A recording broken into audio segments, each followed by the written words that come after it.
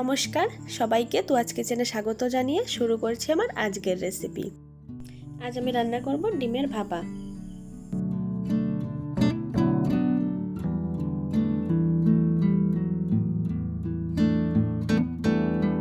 আমি প্রথমে ডিমগুলোকে ছেলে নিচ্ছি। আমি এখানে 6টা ডিম দিয়ে দিয়েছি। আপনারা আপনাদের প্রয়োজন মতো ডিমগুলোকে দিয়ে দেবেন আর ডিম হিসেব করে মশলাগুলোকে অ্যাড করবেন। ডিম বেশি হলে মশলাগুলোকে বাড়িয়ে নেবেন আর কম হলে মশলাগুলোকে কমিয়ে নেবেন। এবার আমি ডিমগুলোকে কাট করে নিচ্ছি যাতে করে এর ভিতরে সকল তেল মশলাগুলোকে ভালোভাবে ঢুকতে পারে। চলুন তাহলে এবার ডিমের মশলাগুলোকে রেডি করি। এবার আমি কয়েকটি পাকা লঙ্কা নিয়ে নিয়েছি আর নিচ্ছি সামান্য একটু আদার টুকরো আর একটা দারুচিনি, একটা এলাচ, কয়েকটা গোলমরিচ আর একটা লবঙ্গ। আর নিয়ে নেব 2 চামচের মতো কালো সর্ষে। আপনারা এখানে সাদা সর্ষেও দিতে পারেন, কিন্তু সাদা সর্ষে দিলে ভিতরে কালো সর্ষেটাও দেবেন, তাহলে ঝাঁঝটা ভালো আসবে।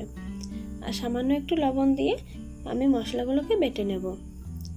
লবণ আর ঝাল দিয়ে সর্ষেটাকে বাটলে কি হবে, সর্ষেটা থেকে তেতো ভাবটা কেটে যাবে। এবার আমি ভালোভাবে মশলাগুলোকে পিষে নেব। আপনারা চাইলে এভাবে ব্লেন্ডারে করেও মশলাগুলোকে পেস্ট করে নিতে পারেন।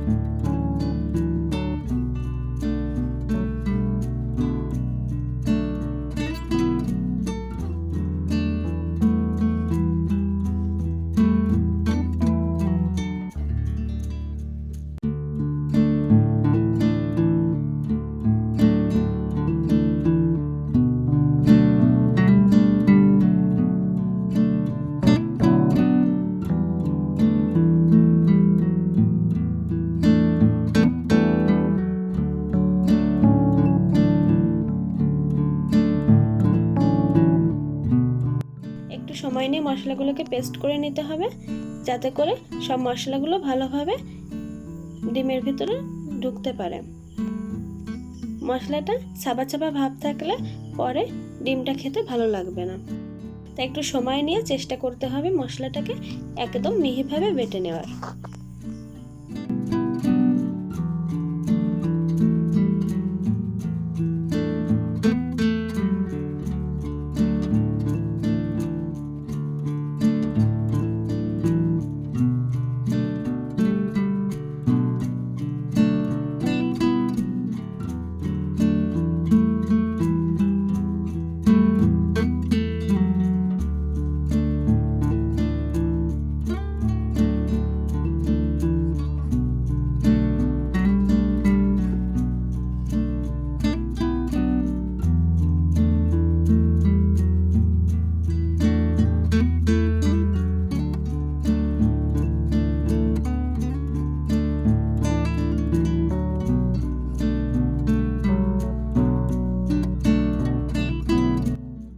দেখুন আমার মশলাটা কত ভালোভাবে বাটা হয়ে গেছে। এবার আমি মশলাগুলোকে তুলে নিচ্ছি।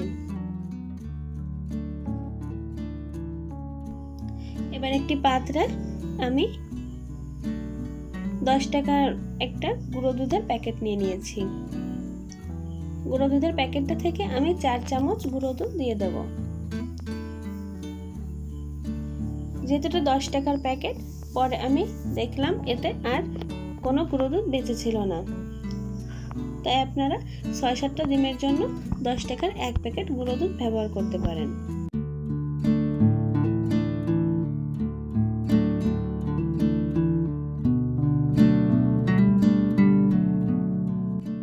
চার চামচ গুঁড়ো দুধ দেওয়ার পর আমি এবার দিয়ে দেব 4 চামচ টক দই।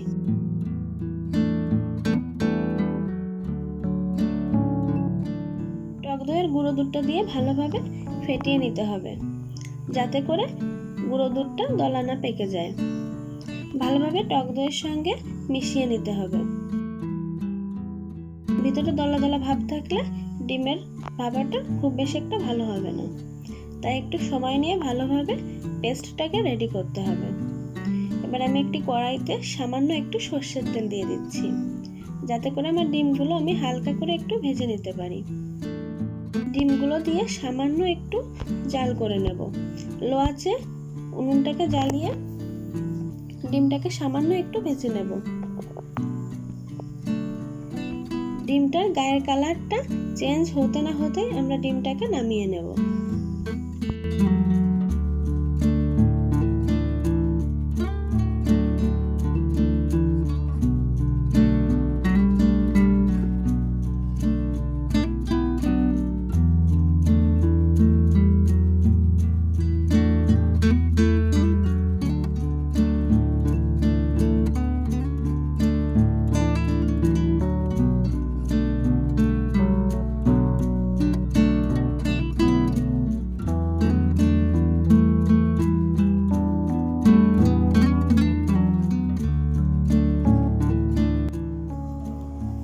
আমি ডিম ভাপা করার জন্য একটা টিফিন বাটি নিয়ে নিচ্ছি।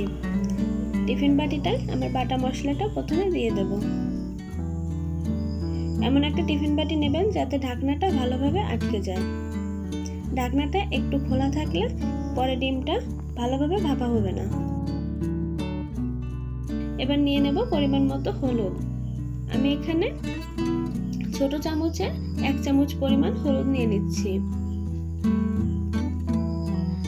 আপনারা আপনাদের কালারটা হিসেব করে হলুদটাকে ব্যবহার করবেন। এবার দিয়ে দেব 1/2 চামচ পরিমাণ লবণ আর 3 চামচ পরিমাণ কাঁচা সরষের তেল। রান্নাটা সম্পূর্ণ সরষের তেলে করার চেষ্টা করবেন, এতে করে খেতে খুব ভালো লাগবে। সাদা তেলে করলেও করা যেতে পারে, কিন্তু এর টেস্টটা এতটা ভালো আসবে না। প্রথমে খেয়াল রাখতে হবে মশলাগুলো যাতে তেলের সঙ্গে ভালোভাবে মিশে যায়। মশলাটা যত ভালোভাবে মিক্সড হবে ভাপাটা তত বেশি স্বাদ হবে।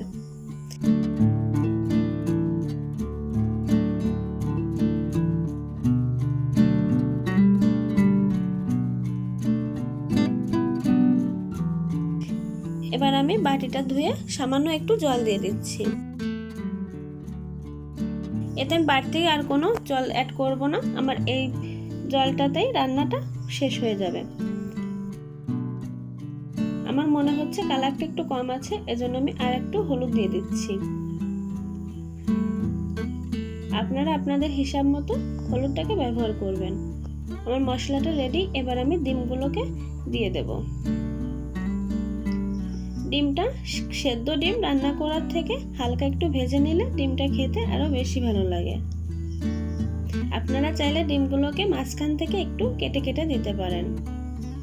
একটা ডিম দুভাগ করে দিলে তাইলে মশলাগুলো ডিমের ভিতরে আরো বেশি ভালোভাবে ঢুকতে পারবে। কিন্তু আমরা যেহেতু ডিমগুলোকে কেটে নিয়েছি, এজন্য মশলা ঢুকতে আর কোনো সমস্যা থাকবে না। তো আপনারা চাইলে একটা ডিম 2 টুকরো করে রান্না করতে পারেন। মশলাটাকে ভালোভাবে ডিমের গায়ে লাগিয়ে নিতে হবে, তা না হলে মশলাটা ডিমের সঙ্গে মিশবে না। এবার সামান্য একটু কাঁচা সরষের তেল দিয়ে দিচ্ছি আর সামান্য একটু টক দই।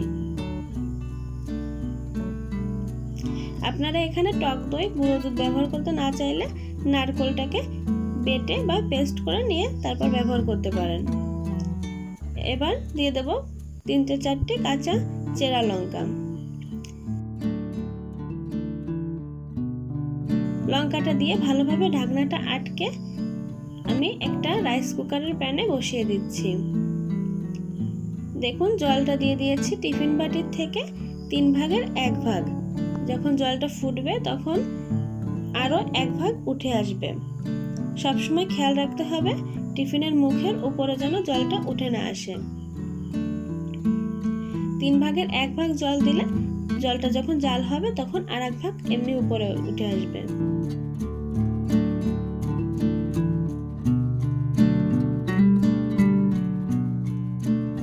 এবার আমি বাটিটাকে বসিয়ে রাইস কুকারটাকে অন করে দিব। আপনারা চাইলে এভাবে কড়াইতে জল নিয়ে তারপর রান্নাটা করতে পারেন। 15 মিনিট পর দেখুন আমার জলটা কিভাবে থকবক করে ফুটে আসছে। আমি আর একটু ঢাকা দিয়ে রেখে দেব। এবার 25 মিনিট পর দেখুন আমার জলটা একদম শুকিয়ে গেছে। আমি এখন বাটিটাকে তুলবো না, আমি আর একটু সময় বাটিটাকে এভাবে রেখে দেব। ঠান্ডা হওয়া পর্যন্ত অপেক্ষা করব, তারপর বাটিটাকে নামিয়ে নেব।